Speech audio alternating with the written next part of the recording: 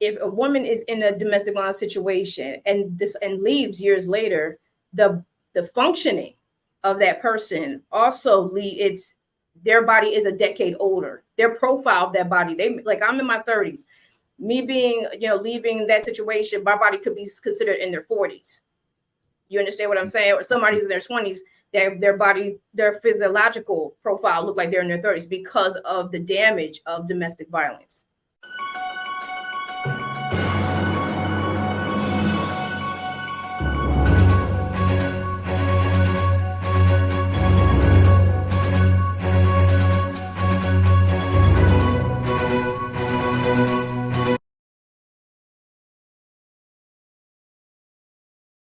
All right, what up, what up? Today with me, I have Miss Danielle Patrice. She is an author, an advocate for domestic violence and abuse and survivors of that. She's a public speaker, and I have her with me today to talk about her story and also her book that is newly released. So, and what's the name of your book again? The title escapes me. It's not a story. It's Neuroscience, the ecosystem of domestic violence. So, hey, everybody, how you doing? All right, okay. So you can introduce yourself further if you want to. Sure. So I am Danielle Patrice. I'm a mother, domestic violence survivor, motivational speaker, and yes, published author now. Yeah, it's been released since October, but sitting out here making sure that everybody is aware of it. For sure, that's what's up. We need that. You know what I mean? So when you say the neuroscience, can you kind of explain that to me? Because I'm, Sure. No worries. Let me and I'm gonna just say this out here. Like, look, I am not a neuroscientist. I am a DV survivor who researched this information under the guise of an online research academy, and my mentor, who is a neuroscience graduate student. So neuroscience is really the brain. So it's brain science. That's really what we're talking about. And we're also talking about how domestic violence impacts the brain. So there's some things that's going on that, causes triggers, that causes a lot of functioning in the brain that, once the body moves, like I'll say this, like once the brain moves, the body goes. So whatever the brain is communicating, when you have your arm up, when you have, you're talking, when you're moving, the brain is communicating in real time for you to do all of that. The brain is equivalent to the engine in your car. So it's like whatever the brain is dead, nothing, like everything else is dead. Like the engine is dead, everything else is dead. So that's how you can equate that too. Okay. Well, yeah, that's a great way to break that down for somebody like me who I'm a Google all-star. I look stuff up, but you know what I mean? No worries. Tell me, how does that relate to domestic violence? Because in my head, anything past trauma, I don't know how it would relate. How does that relate to domestic violence? So domestic violence, basically, again, as you're talking about the brain, I'm sure y'all remember the Aaron Hernandez and a lot of the talk about the traumatic brain injury, and how being volatile and whatnot, all that plays a component, especially within the brain, where I'll just say a couple things. So in the brain, you have something called it's called the limbic system. And what that does, it regulates your emotions. So there's different components of it, which is the hypothalamus, the thalamus, the amygdala. There was a certain key points in your brain. And if there's any dysregulation in that, it can cause imbalance. It can cause, like, let's say, like you may play football and you're injured, and this is right here is called the prefrontal cortex. So if there's any part of that front is damaged to a certain extent, it can lead a person to become increasingly more violent. There's also, even within the brain, where you see what the brain looks like, and you see a lot of grooves, you see a lot of ridges in it. And what that is called the gyrus. And so in that portion of the brain, if there's what they call gray matter that's covering that, there's any reduction of gray matter, that also leads to mental health, which is schizophrenia. So these are things that, people aren't even talking about, or it's not even well known, well versed, just to start off there. Now, going back to the limbic system, there's the component of the amygdala. And that part also covers the anger and covers aggression. Now, there's certain brain structures that lead to different types of aggression in the amygdala. And there's also a component where there's a certain key in there where it determines whether this or deciding whether, in fact, whether this person is it morally right or wrong to harm another person. That's in your brain. That's in the function of that. There's also a certain different, like, dopamine and cortisol and all the different neurochemicals in your brain that also are released that causes stress. It's I'll say the cortisol is the key component in here for the neurochemical that causes chronic stress or releases chronic stress because being in a domestic violence situation. So you have these kind of situations, these kind of things that's starting off within the brain. And it's also within the brain, it's also releasing not only chemicals, but it's also allowing, I'll say different parts like the eyes is changing, within the fight or flight or the freeze. There's different parts of your body that coalesces with the brain when it's in a fight or flight type of stance. So that's, and that's all from being just, maybe if you're afraid, you clench up, you freeze up, or your stomach gets tightened up, those kind of things. Those are reactions to being in those type of situations. So that's how the brain even coalesces with just being in that situation now with domestic violence, which is I'll say the physiological, which is the functioning part of your brain, or no, the functioning part of your body. If a woman is in a domestic violence situation and leaves years later, the functioning of that person also their body is a decade older. Their profile of that body, I'm in my 30s. Me being, leaving that situation, my body could be considered in their 40s. You understand what I'm saying? Or somebody who's in their 20s, their body, their physiological profile look like they're in their 30s because of the damage of domestic violence. So does that make sense? I want to break it down. So the way that I'm understanding what you're saying is basically based on what you've been through, just talking generally, based on a person they've been through in a domestic violence situation, it can like literally age their body based on how their brain is reacting to what happened. Right. Because it's, the thing is that you have to understand this person it's a rewiring. The brain is rewired. You're going through a brainwashing type of situation. You're going through a grooming. You're going with someone who is not balanced, someone who is an abuser. You got to understand, no one, who's doing that is balanced. No one is doing that. No happy person is sitting there happily abusing someone. There's something going on here. The abuse is the root of the abuse starts within the abuser.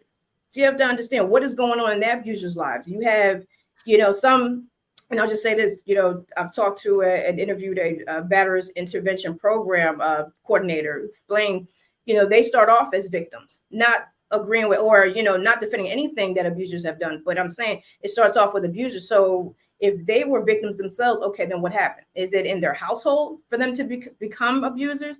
Is this genetics? Is this socioeconomical status? Is this, epigenetics where, generations of trauma are affecting in this person? What exactly is going on for them to inflict their trauma onto someone else? Yeah. See, and I'm glad you kind of went that way, because I was going to ask, like you said, not defending anything that an abuser does, but do they also have the I want to say trauma, but it's not trauma, the rewiring kind of thing? Something happened to make them become an abuser? And also, is there a way to train your brain back to not be that way? That's good questions. I'm going to say this, in my opinion, I think it did rewire them to become a certain way. But also I think it needs to be more research conducted for that to, there's a lot of research, but there's a lot more that they need to do. So I think that it's possible. There are certain abusers, like, you hear the term, the narcissist, where they're incapable of being, abuser, or let's say this, they're incapable of being cured. So the thing is that with abusers, it depends on what's going on. If they have certain things like psychopathy, if they have like the dark triad and Machiavellianism, is this curable? And narcissism, it's not. But I will say I've seen, up here different neuroscientists talk about that, because the brain is plastic. It's basically the plasticity. So it is possible to retrain it, rewire it. But again, this also goes back to, one, if they want to, do we have, are there people who are known abusers? Are they willing to say, hey, I want to go ahead and get the help? A lot of times they're not willing to do that. And a lot of times they're court ordered to do that. And then second, are there enough resources out here to be in place for abusers to get the proper help they need to stop inflicting pain upon others? So would you say it's kind of two-sided as far as like trying to help abuse victims? We got to start with the abusers. I'm gonna say this, it's like an onion. It's layers. It's layered, and it's a very complex situation, because you're looking at a historical situation where, I think we talked about earlier, women are considered the weaker sex. You have, just 70 years ago, you're looking at advertisements where, a woman is bent over and the man is spanking his wife.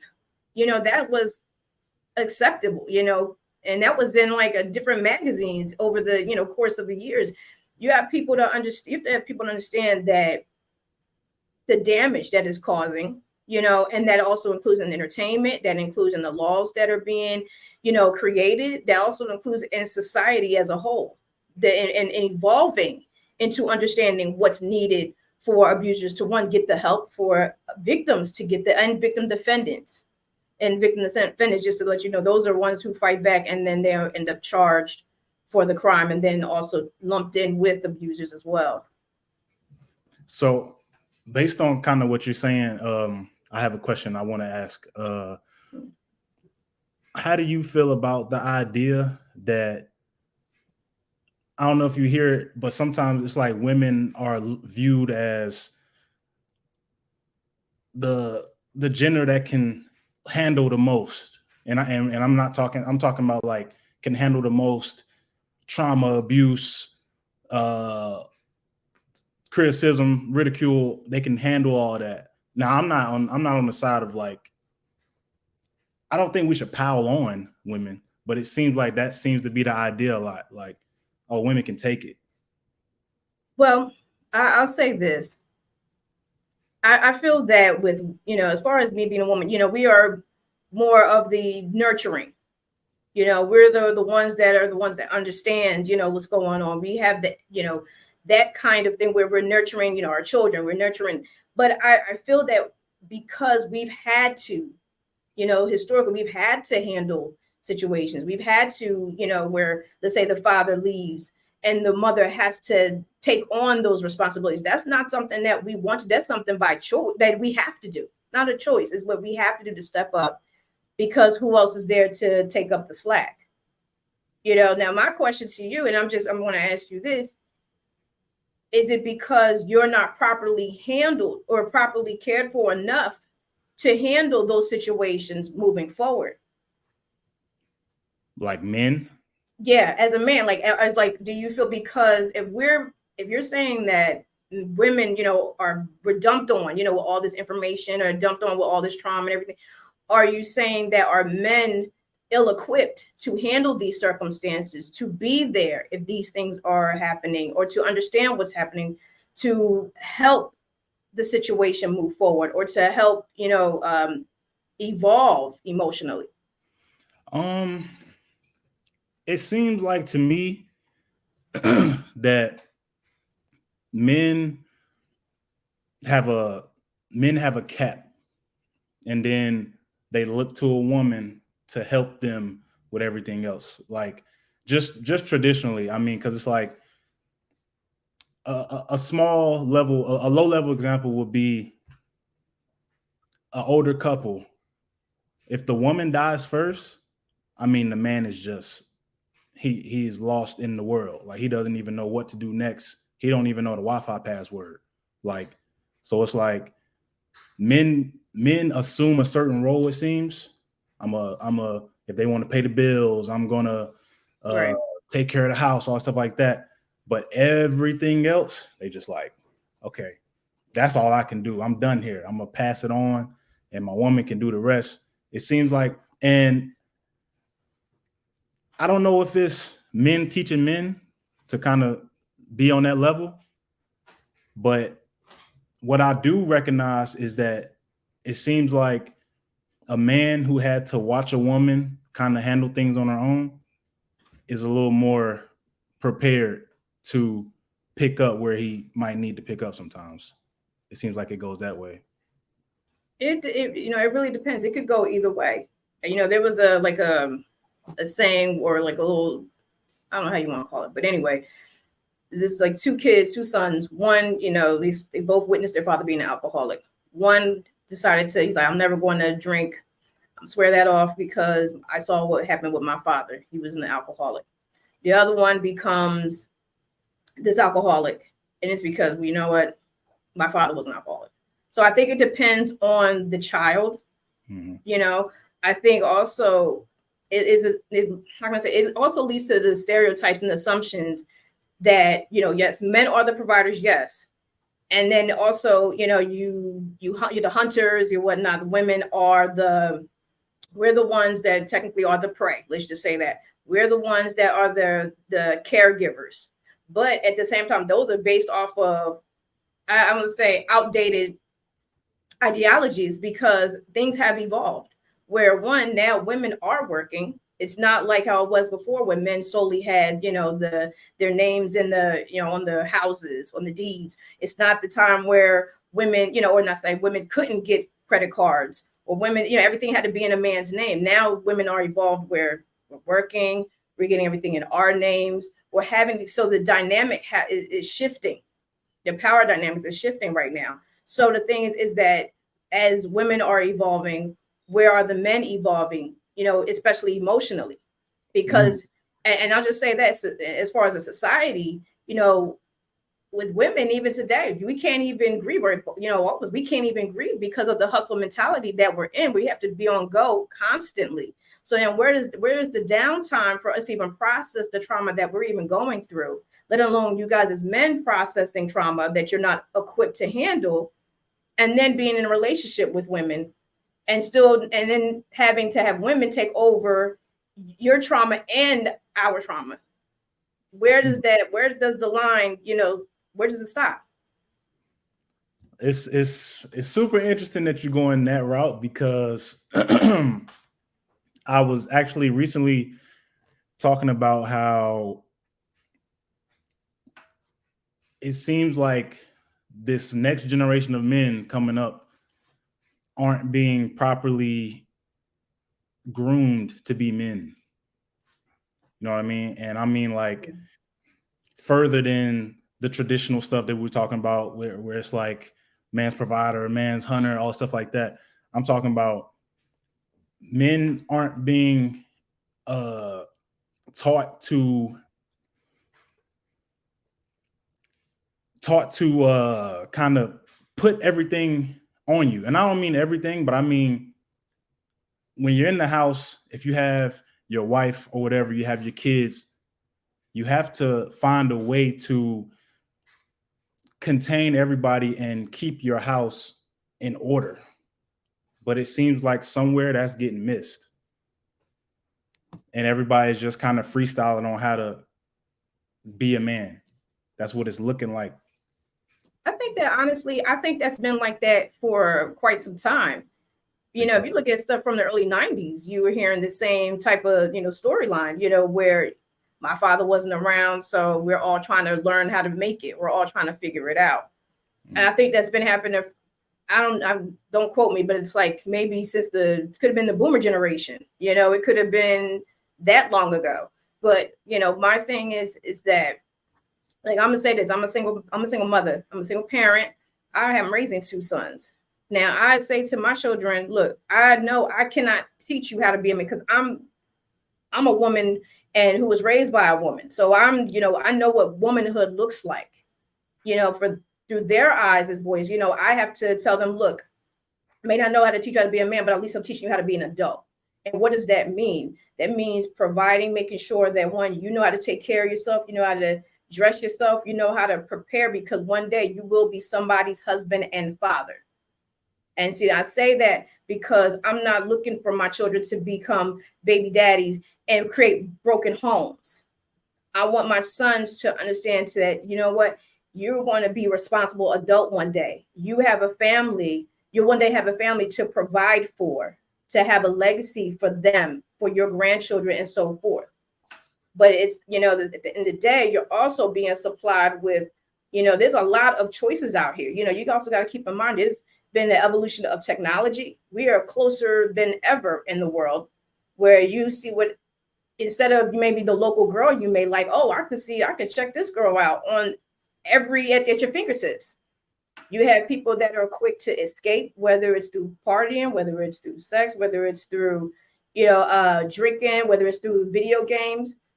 There's a lot of people that are dealing with their own pain and trauma and masking it through other needs, and not dealing with the problem at hand to be the effective adult that they need to be moving forward. Okay, so you brought up your sons. I want to ask you, as a single mom, how do you handle the part of you can't teach them to be a man? Like, what do you like just seek that help from family members and things like that? Or how do you navigate that? Well, my thing is that, well, I actually started, like, first off, let me just say this. I've had different mentors for them, for one. It wasn't family members, but it was different male mentors that they could talk to. And also I've had them in counseling, getting them to get their grievance out. So here's the thing that I want people to understand from me is that acknowledging that, one, I am a DV survivor, and acknowledging that my family, not only did, my ex-husband, how he left and whatnot with his mistress, my sons also lost their father in this. So the main thing is for them to heal.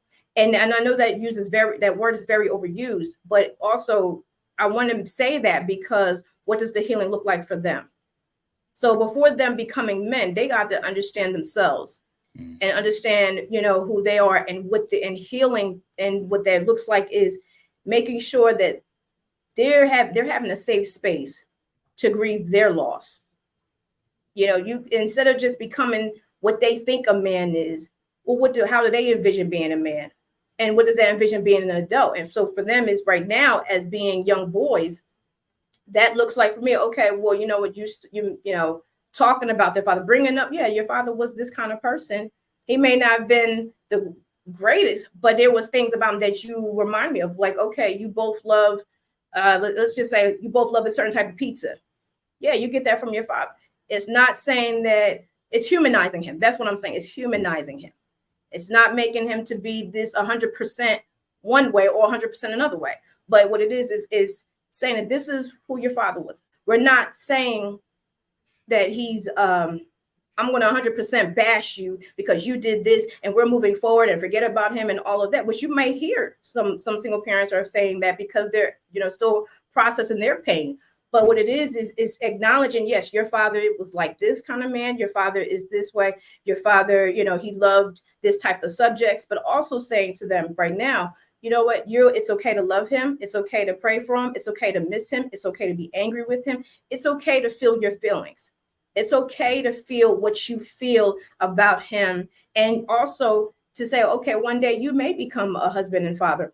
What does this look? What kind of person do you want to be?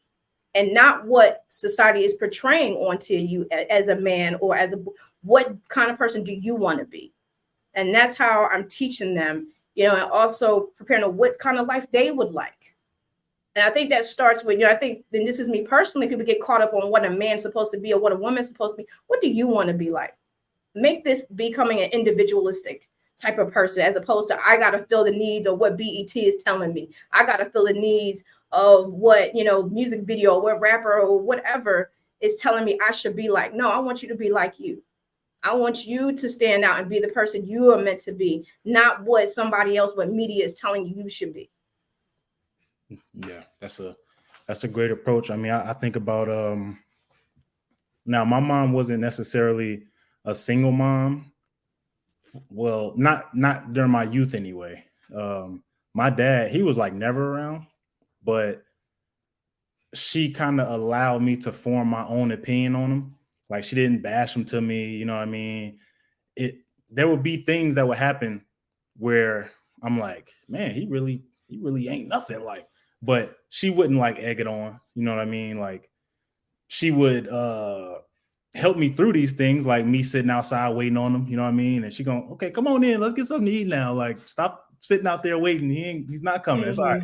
You know what I'm saying? But she wouldn't come inside and be like, yeah, he ain't nothing. Like he's trash. Like it was none of that. You know what I mean?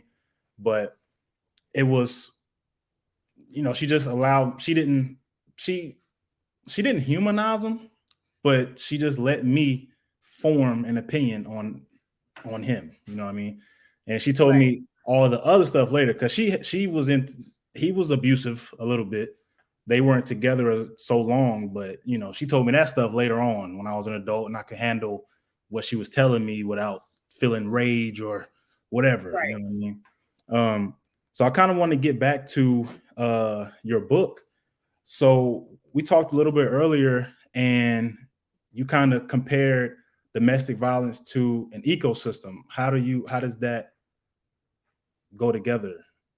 So, okay. So, like ecosystem biologically is, we all talk about it as, I'll say as it compares to the sun, the trees, the wind, that in that aspect. But really I've compared it to domestic violence because the, ecosystem is interconnected. And so, this book is based off of my research. Really wanted to ask the question of what is the dynamic between victims and abusers, when really it would not call it an ecosystem because it's a layered situation where it's, we talk about the ecosystem, you're talking about like the atoms, the molecules, the cells, and so forth. And that's how everything's connected. Well, that's the same thing with domestic violence, because again, we start off in the brain comparison to the atoms, and I start into the emotion and the actions of the domestic violence with the abuser and whatnot, and even with victims. And that compares to the molecules. I included there, as well as compares abusers, victims, and victim defendants to the cells and so forth. And I keep going all the way to the American society, where I'm talking about including, the politicians, I'm talking about the legal system, I'm talking about higher education, how all of this comes together. Because, like, for example, I don't know if you're aware of, like, in, higher education, when colleges, some colleges were actually called out because of having, hiding their domestic violence or, the rape incidents, all of that, from letting the public know that. So you might have a child going on campus, you don't know what their real statistics looks like. So that's, that's something that's affecting, going into a domestic violence situation. You may not know this, there's some situations happening on campus.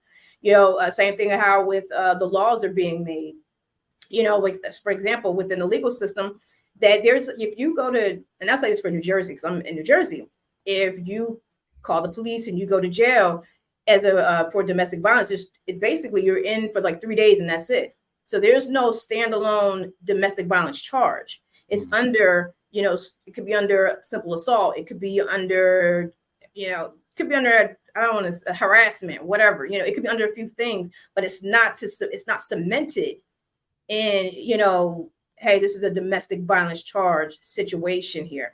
And that's how, things are affected, because this person coming out 3 days, what do you think is going to happen? Yeah. They're already angry coming outside, and there's going to be another retaliation. Mm-hmm. You have that. You also have the entertainment, where how entertainment shapes the culture, it shapes reality, at this point. And where, people are assuming that victims are meek and mild, which is not the case, and even to the point where you have people thinking, well, she doesn't look like a victim. So what does a victim look like? So it goes all the way even to that, and through, throughout society. And so with each step on each layer, I bring into the science from the different literature reviews I've read and researched, through interviews from different people, like a former police officer, a CPS worker, I've had a psychologist, a sociologist, I mean, children involved in this. I've had a lot of different people talk about interviewed in here, and then talk about a little my stuff, my story. So for me, this is more so of really getting people to understand, like, it's much bigger than this couple. It's like, well, why didn't you leave? And it's like, well, there's a lot of things in place that makes it very difficult for a victim to leave, and for a victim to become a victim defendant when they feel that they have no other choice but to fight back, and it may end up result in a whole nother situation. It could be either badly beaten, could be that person could be end up murdered, all types of things. But then this victim defendant ends up becoming, or this victim becomes a victim defendant because they're fighting for their lives. So it's a lot of things that's part of this dynamic. And for this to be an epidemic, this is something that needs to be, it needs to really be taken seriously. Yeah, I definitely agree. I mean, the percentage of people that you're probably around often is probably super high that's had some domestic violence, you know what I'm saying, that happened in their past, right, or anything like that. And the fact that it's such a common thing, it kind of, I don't know if scare me is the word I'm looking for, but I have 2 daughters and I have 2 sons. And I'm like, the chance that something may happen to them based on someone they're with is like so high that it makes me, I have to like put the thoughts out of my head, because my kids are young. My kids are, my oldest son is 5, then I go 4. My next daughter is 3, and my youngest son is 1. Yeah, so they're super young, but I still have to push a thought out of my head of like, do you know what I would do to somebody if they ever come to me and tell me someone put their hands on them? And I got to still like put it out of my head, because I'm like, okay, this is way down. Like, let me just chill. But I think about it because initially I think about it with my daughters. Like, I mean, my sons could be victims, but I just think about my daughters. Right. Getting someone, a man putting their hands on my daughters, it's a thought that burns me up that I have to like push out of my head for now. But I know that it's a very real possibility. That's the thing. Yeah, no, I agree with you. Like I was telling you earlier, for me as I grew up as under a single parent household, and so my thing is that having my father. So like I told you earlier, I commend you for that. Because I'm like, one, let me be clear. I'm not against men. I'm not against fathers, but I'm against abusers who terrorize their families. I'm against, those type of people that will sit there and, destroy their own family. So those are the type of men I'm against, not men in general. But my thing is that, like I said, I have 2 sons and they're not that young, they're not that small anymore. But my thing is, I also have to prepare, because there was a cycle here going on. I have to prepare them and make sure that I break the cycle for them, not to be an abuser, but also not to be abused, because there are women that can be abusive. So I also have to make sure and be mindful of that, of where they are. And for you, like I said, I commend you on what you said. You careful especially over your daughters, because let me tell you, I think I said this earlier, when myself going through this and not feeling protected. And I remember reaching out to my father and saying, I need a man to really just get involved in this because of what's happening. It was like, you don't need anybody getting involved in this.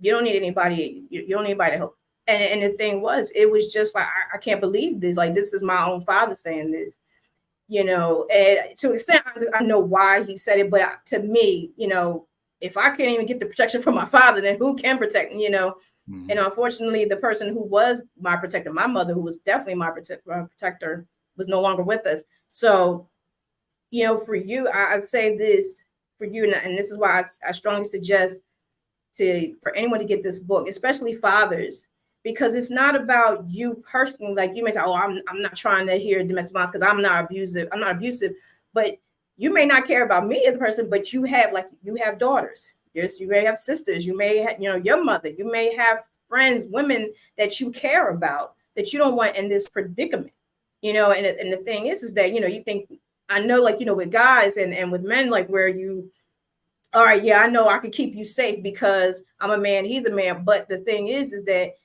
can you keep someone safe that's imbalanced? And you don't know what kind of stuff that they're prepared to do.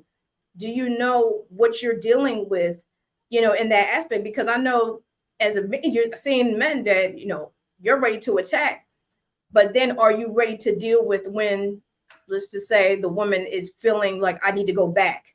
Can you deal with that aspect? Because a lot of y'all can't.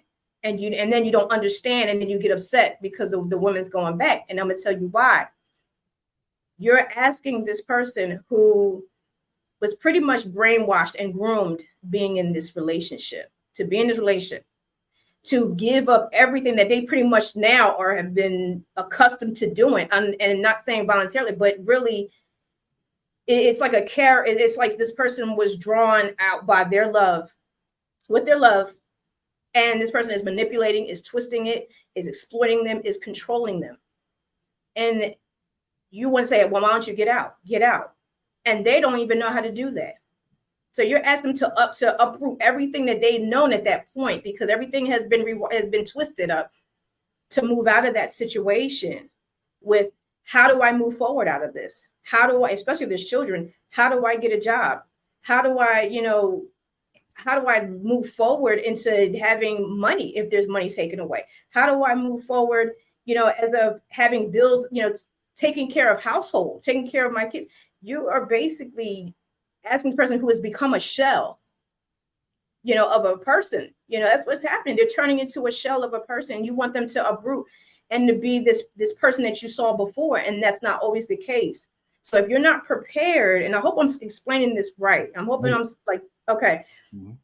If you're not prepared to take on this person and have them uprooted and make sure that their bills are okay, that they know how to get a job, that they can get everything to start up, and not feel in fear or paranoid that this person is going to come back, then you leave it alone.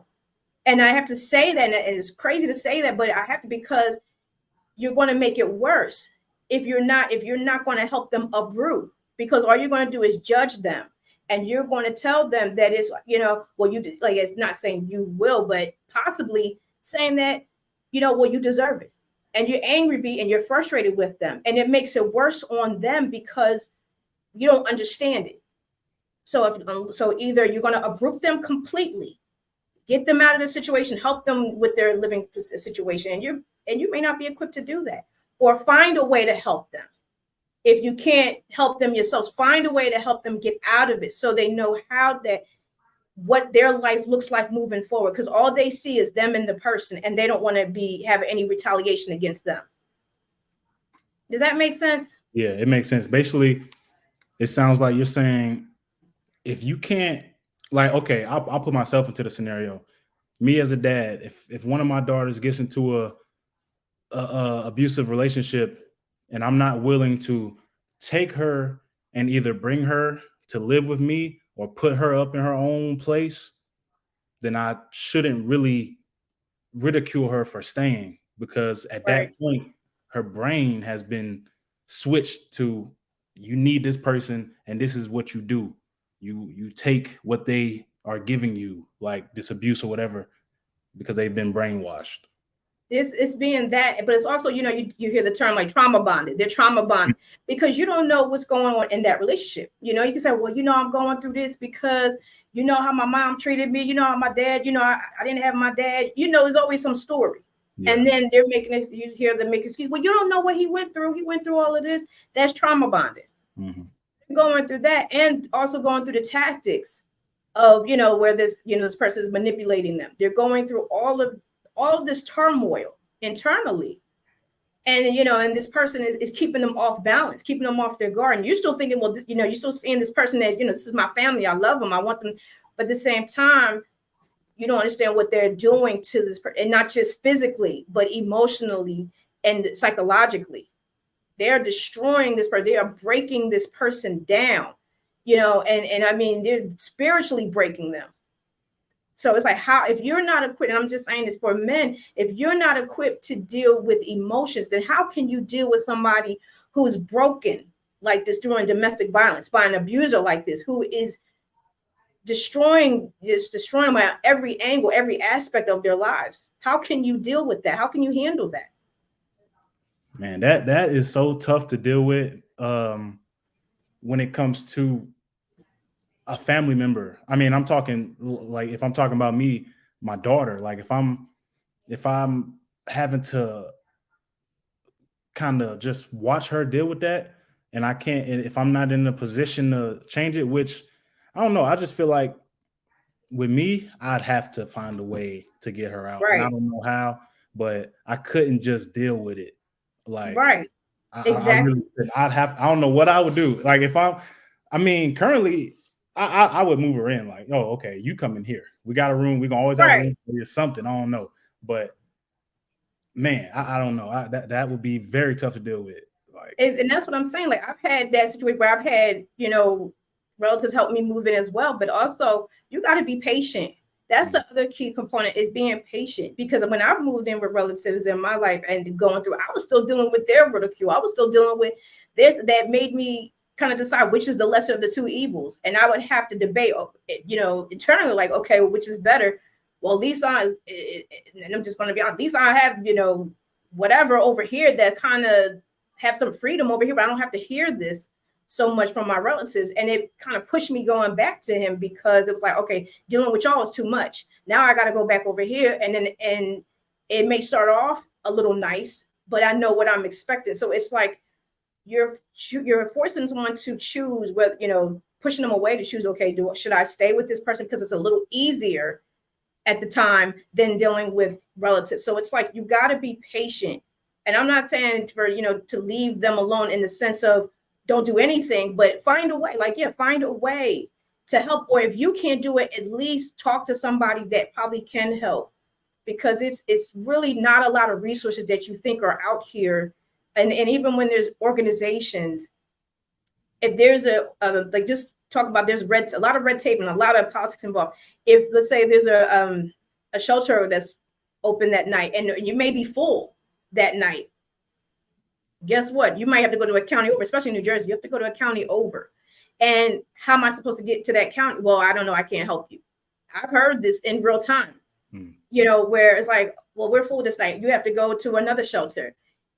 Well, how do I get here? Well, we don't have a way to get to you. You don't have a shuttle. So now these are components of now I got to stay in this situation because I can't even get out, because I can't even get to the next county over, because I got other things I got to focus on in this county. These are things that are real time thinking. How am I going to get out of this? And and the state or the municipality or the county doesn't have what's needed for victims to truly get out. I'm just say this, restraining orders are not the end all be all. I don't know if in your state we have, but we have it. And I'll say New Jersey is one of the better states, like one that has the strongest restraining orders, where we have it for a final. And it's, once it's a final restraining order, that's it. But it's also reactionary, because something has to happen for us to have a restraining order in the first place. Something has to happen. And there's no, it's not really proactive. So we have that. And then if someone truly wants to hurt you, there's no amount of paper is going to sit here and put a stop to it. It's like, what am I going to do? Put this paper in his face? I'm going to have this paper and say, look, I got a restraining order. I got this paper. Yeah. Nobody's going to sit here. And if they really want to hurt you, they're going to say, damn the paper. Yeah, I'm going to hurt you. They don't care about this. They really don't care. If they are all the way off the hinges by then. Right. It don't matter. Right. So that's what my point is that you have to understand what is really at play here. What's really at play, that you want to get them out of there. Definitely, you want to have to be all in. And a lot of people, and I understand a lot of people aren't willing to do that. I understand other, women sometimes don't want their men involved in this situation because what it entails. And I get it. But at the same time, it's like, well, how do I help this person? And that's what I'm saying. You either have to go all in. You're going to have to make sure that this person gets held accountable. Because sometimes I'll say this, sometimes especially in our community, we want to slide things under the rug. And sometimes them dust bunnies pile up. Mm-hmm. You're going to have to sweep them out. You're going to eventually have to clean that out. And that means holding that person accountable and holding different family members who are willing to lie for them, willing to, talk about the abuser. Because you got people that are willing to lie for them, or willing to, don't put them in jail, don't do this, and I get it, because, going back to how the justice system mistreats us, I get it. But then what are we supposed to do? What are we dealt with? What are we supposed to do? We're going to keep this person on the street to abuse again. Because if there was a serial killer out here killing people, I'm sure as hell you know you're going to call the police like, all right, we got to get this person off the street. Mm-hmm. The difference is that the domestic violence abuser is not as fast as the serial killer. Their actions aren't fast. It's longer. It's long. It's played out long. That's why you see women in these situations. In my situation was 9 years. Yeah, women 20-something years, 30-something years. It's long. It's long drawn out. So you have to really understand the context of what's happening in these relationships and what's happening with this person, victim and abuser. So, how did you finally get away from that situation? Well, I'll say this. So over that time period, I had found out later on that he basically made a plan that he was going to leave to be with his next supply, his mistress, and her children after he had graduated from and got his bachelor's. So I ended up that particular night, he had my oldest son out till 7 o'clock in the morning. I mean, not 7 o'clock, 4 o'clock in the morning. And he turned off his phone, couldn't get a hold of him. Like, well, when are you coming back to, bring my child home? At that point, my youngest one, he was 4 at the time. And we're asleep. My now ex-husband, he came back to the house. And I'm like, where's my son? Why do you have him out till 4 o'clock in the morning? And of course, we get into an argument. And I confront him about his mistress. Goes berserk, goes crazy. And this is the last incident, basically. Pins me down.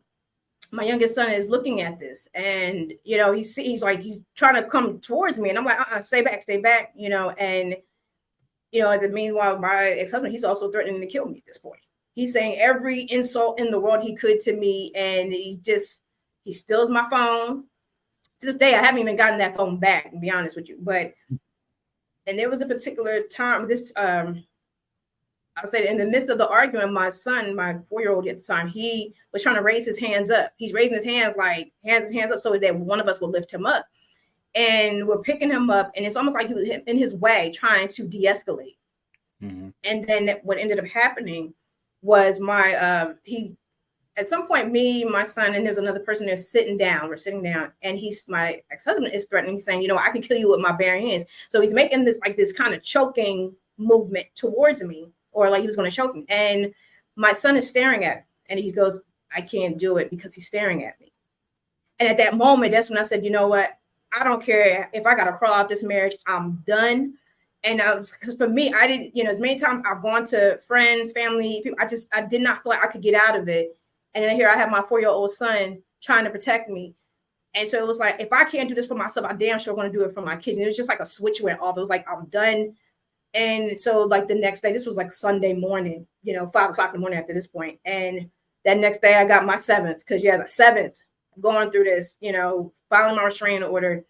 Then I believe the next month after that, I filed for divorce.